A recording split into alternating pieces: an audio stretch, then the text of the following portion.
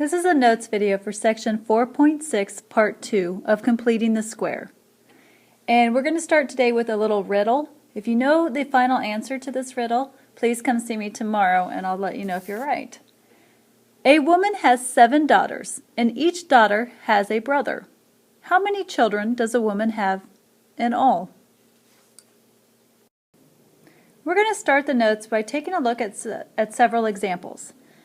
These examples that I have on the board, and which you do not have on your notes, are all examples of perfect square trinomials. Can you find the pattern to make a perfect square trinomial?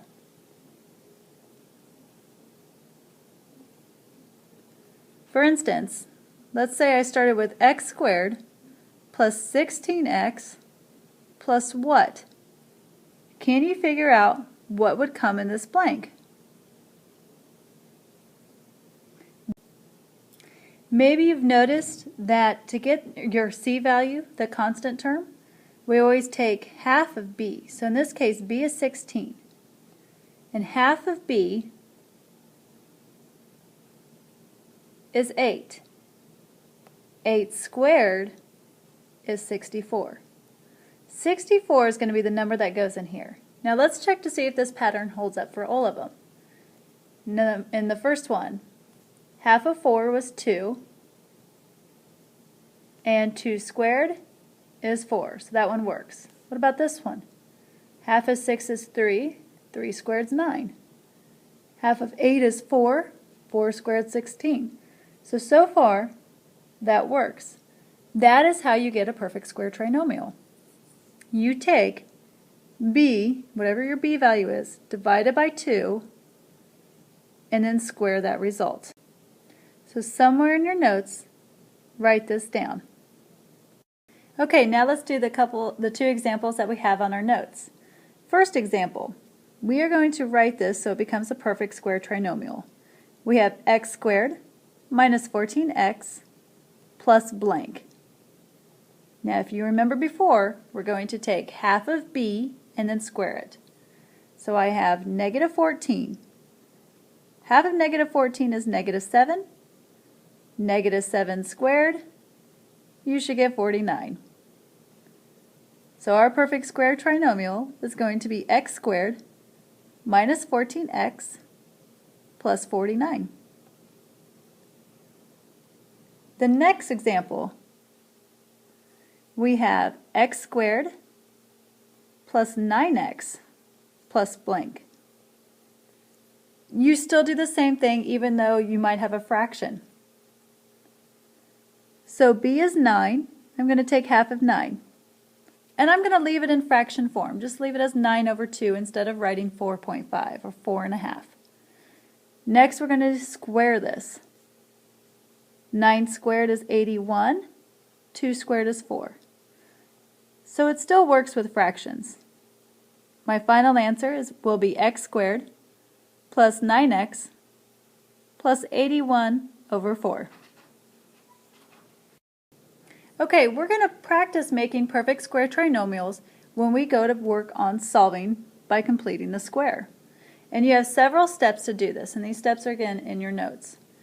Number 1, you want to make sure you collect all terms with a variable on one side and everything without a variable on the other side. Step 2, we want the coefficient of x squared to be 1. If it's not 1 given to you, you need to either factor out the coefficient or divide every term by that coefficient. Step 3. We're going to go ahead and make that perfect square trinomial by taking half of b and squaring it. You need to add that value to both sides. 4. Then you'll be able to factor it as a perfect square trinomial on one side. And 5 and 6, we work on solving. Take the square root of both sides and then solve for x. So we're doing a combination of the video from part 1 with a little bit that we practiced from before. Okay, so let's go ahead and get to work. Our first example, we have x squared equals 12x minus 20. And our directions say to solve by completing the square.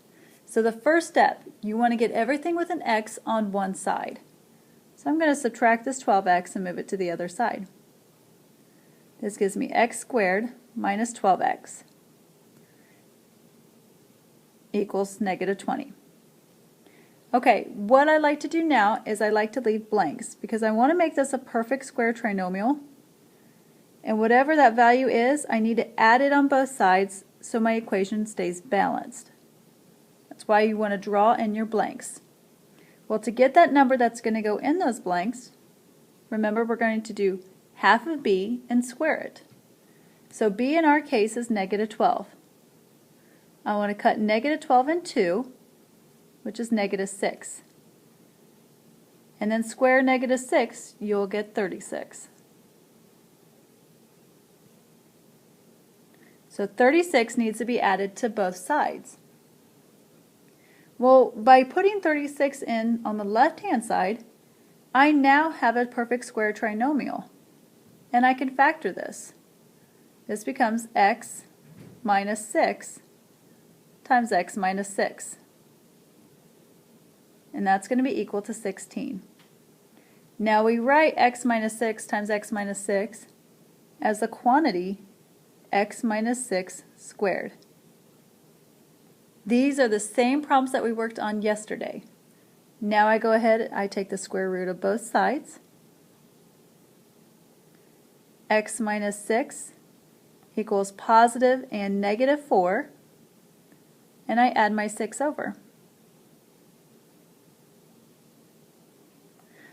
So this breaks it into two parts. X equals 6 plus 4, which is 10, and x equals 6 minus 4, which is 2. And those are my answers. So when you go to complete the square, you're turning a non-factorable problem into one that is factorable. Let's try another example. The one on your notes says 18x plus 3x squared equals 45. So step one is done. I have my constant terms on one side, on the right-hand side, and everything with an x is on the left. But I want to write my left-hand side in standard form. So I have 3x squared plus 18x equals 45. Now notice here, on step 2 it says make the coefficient of x squared to be 1. Well, my coefficient of x squared is 3. I don't want that one. I don't want that 3 to be there.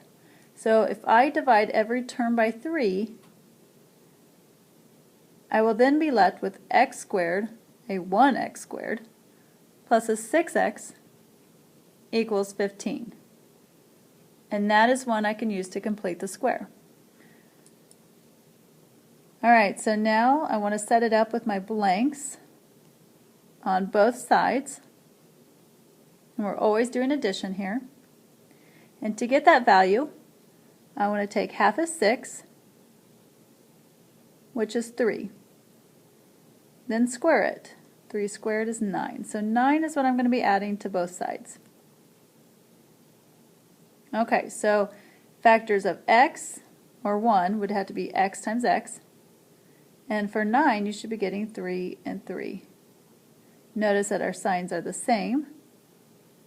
The right-hand side, 15 plus 9, I get 24. Alright, I want to rewrite the left-hand side, which I'm going to start over here at the top, as x plus 3 quantity squared equals 24. And now I want you to continue to solve this problem. If you have questions about this method, that is completely normal, and we will go over several more examples tomorrow in class.